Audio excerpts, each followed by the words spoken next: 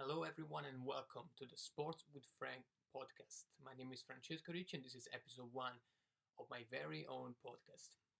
So, for years, I've been listening to podcasts, the Bill Simmons podcast, The Ringer, all those, and I've been thinking to myself, I think I have something to say. I don't know, I've been watching sports since I was 10 years old. I used to watch every football game out there. Then I go into the NBA, then into the NFL, and every weekend I sit down on my couch and I start watching and watching and watching. And I felt, why not just throw this out there and see if everyone is interesting in what I have to say. So that's how the idea of my podcast came to be. And during this time of quarantine, I felt like it was the right time to get into the business. So here we are. This is the first episode of what I hope will be many. And the idea of the podcast is basically to divide it into two main areas. So I have the American sports, the NBA and the NFL, that I will try to cover on Mondays, and then the international football that I will cover on Fridays. So, as of right now, as we know, everyone is at home, not much live sports going on. So, I'm gonna try and have two podcasts a week, as I said, Monday and Friday. But hopefully, when sports come back, I'll be able to expand this to three or four podcasts a day, especially when the NFL season comes back and the football comes back full strength. There will be a lot to talk about, games to talk about, news that may break. So I hope that you will stay along for the ride. So I want to open my podcast in the first episode with this news that I read today on Twitter with Dr. Fauci that came out and said, as of right now, the NFL is unlikely to be back next season, at least in September, as the schedule would say. As we know, the schedule came out last week, and apparently the vice president in the NFL said that there is no plan B. So the NFL is expecting everything to be back to normal by the start of the season and to be able to run the season normally. We already know that the international games, so the London games this season, we're gonna see the Jaguars coming over 3 times, and then the game in Mexico City were all cancelled in order to reduce the number of flights and the number of places that players would go outside of the U.S. And of course, that was a big news, but at the same time was kind of reassuring knowing that they thought that they didn't need a plan B and the season would occur and go on as planned. And now Fauci comes out and says that Fauci is a pretty important guy right now. As we know, he's the main advisor for Donald Trump in terms of Covid-19 and the outbreak in general. So a guy like him coming out and saying something like this is kind of putting myself in this state of fear, because as a fan of live sports and a fan of sports in general, I believe that sports, especially in a moment like this, would be a great escape. I think knowing that you're gonna get at the end of another week where you've been home, you've not been able to see your loved ones, you haven't been able to go to work, knowing that you get at the end of that week and you have this 4 or 5 hours that you can just spend outside of the COVID-19 bubble, just watching sports, not thinking about all the bad things that are going on right now.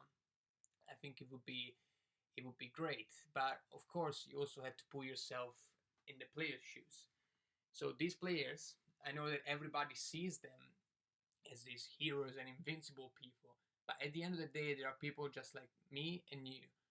And imagine someone came to you and told you, you have to go, you gotta play these players, there is a risk you're gonna get infected with a virus, but you have no choice.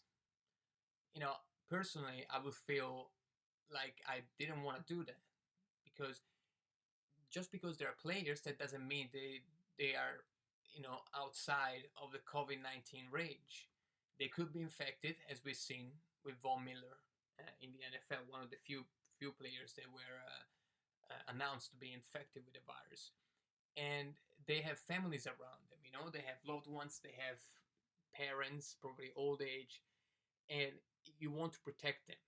I don't think the players care much about themselves, in the sense that they are trained players, they are people that have the best doctors around.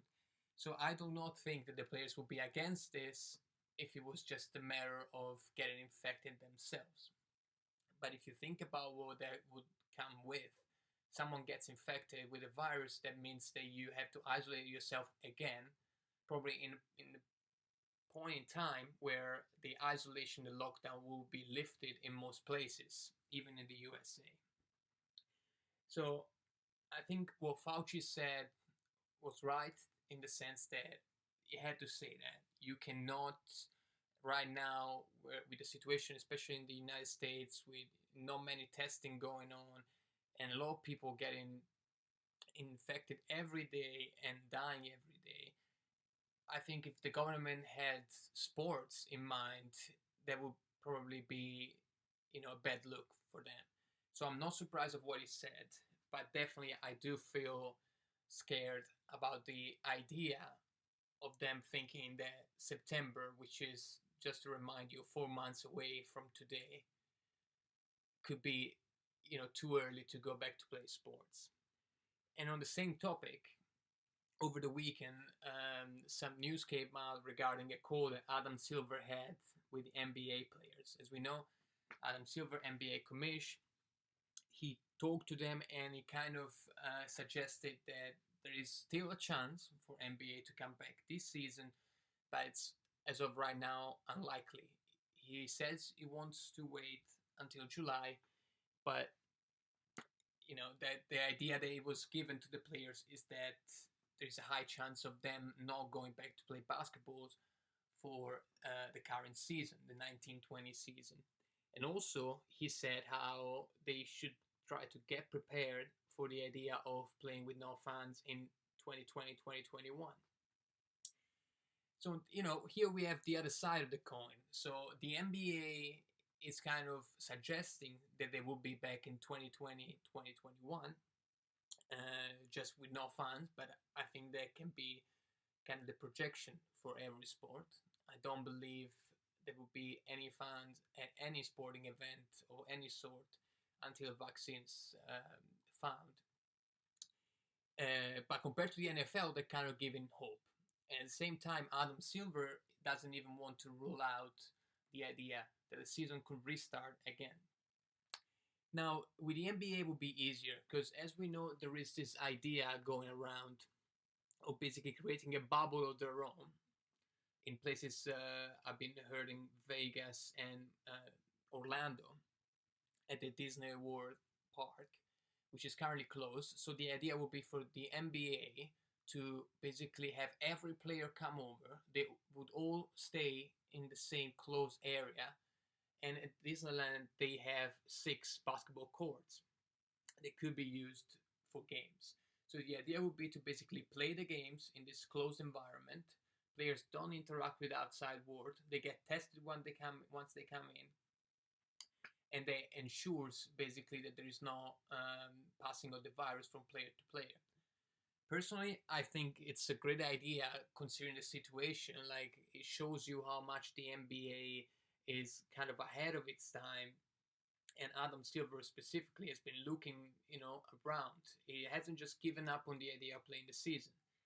And that's probably due to the fact that, money-wise, not playing this season and having no fans next season will definitely take a big hit on the salary cap, because at the end of the day, every commissioner in American sport can be as nice as they want, but what they care and what will tell if they've done the job right is whether they manage to get more and more money in from the outside. This season was already kind of weird in that sense, because at the beginning of the season, as we know, Daryl Morey, GM of the Houston Rockets, had an altercation with the Chinese government when it came out with a pro-Hong Kong statement on Twitter, and that resulted on the Chinese government asking for his release. Adam Silver did great. I think he did the best he could, and he stood, he stood by Daryl Morey, didn't fire him, and that perhaps could affect the relationship with the between the NBA and the Chinese government, which is one of those markets that definitely provides the NBA a lot of the cash flow that they have. So if you take that into consideration, and also the idea that the season may not be completed because of the coronavirus, it's clear how the Summer Cup would be affected by that. So I believe that this, will by Adam Silver to complete the season is dictated by the fact that, knowing the amount of money he will be losing with this pandemic, he can afford that. And even teams, I'm pretty sure they are all for a restart of the season, because if you think about 2016, in 2016 there was this concept around the NBA that the salary cap would keep spiking every year. So we've seen a lot of big and bad contracts being given around. An example, Nicolas Batum, that went to the Charlotte Hornets from the Trailblazer for one of the worst contracts I've ever seen. And this could be repeating in the sense that this season we've been seeing some extensions, especially just comes to mind as a Celtics fan. Jaylen Brown was given a lot of money for the next 5 years. Now, Jaylen Brown is a great player and he deserves all the money. But that contract was given with the expectation of a salary cap which should be spiking between next season and the year after. So teams, not only the Celtics, they've been, kind of projecting this salary cap and then giving away contracts according to that. If this coronavirus prevents the NBA from restarting and the Chinese situation comes into play as well, that will result in less money next year and the year after compared to what they expected. And this could have a huge impact on how the teams are run.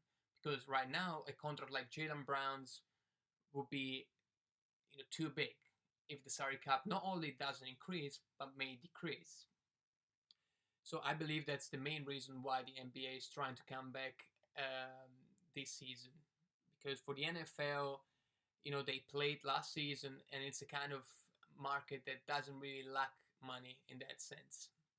They just had a new agreement with the players.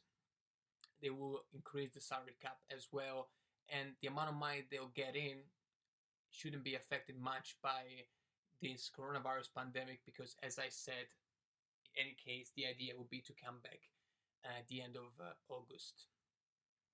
So that's an overall on the situation in America regarding COVID-19 between the NFL and the NBA, the two sports that, as I said, I will be following along with this podcast.